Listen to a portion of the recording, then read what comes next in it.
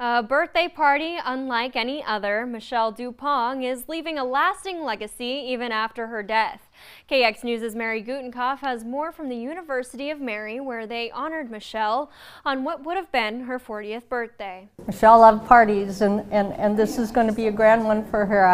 I know she's celebrating with us. Michelle Duppong was an ordinary North Dakota farm girl who had an extraordinary faith. She was very genuine, transparent, and sincere. She genuinely cared. If you were in her presence, you knew that she was attentive. She cared about everybody. It wasn't just certain class of people or certain friends of, she just reached out to anyone and everyone. When attending NDSU, she got involved with the Fellowship of Catholic University Students, or FOCUS, and her faith blossomed.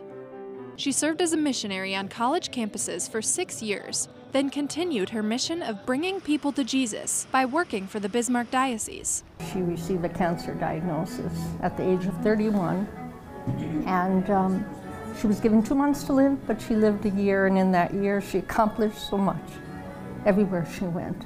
Michelle passed away on Christmas Day 2015, surrounded by her family as they prayed and sang with her. After her death, Michelle's parents say they knew something profound had happened. We knew she had a lot of friends, knew a lot of people, but not to the extent that we were receiving cards.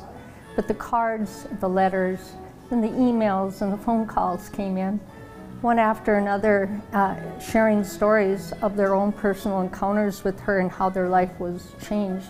And then they started receiving letters about miracles. People that had prayed to her, people that have seen her in dire situations where she has assured them they will be okay to trust in the Lord's plan.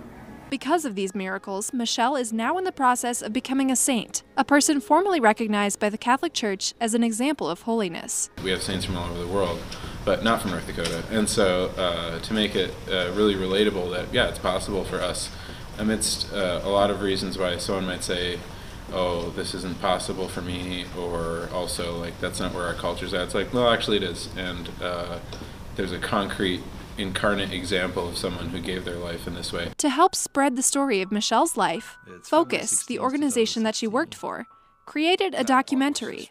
It was shown for the first time at a major FOCUS conference in St. Louis for a crowd of over 20,000 people from all over the United States. There were so many people just, it really struck them of what she did and how she went through her suffering and the diagnosis. Her goal is to just bring as many people to Jesus as she can, and she's still really doing that in a big way. And nearly 1,000 North Dakotans got to see the documentary too, in its world premiere on what would have been Michelle's 40th birthday. They spent the evening visiting and eating all of Michelle's favorite foods. But Michelle's parents think she had even more fun. We feel she's at a bigger party up in heaven, so. Reporting for KX News, I'm Mary Gutenkopf.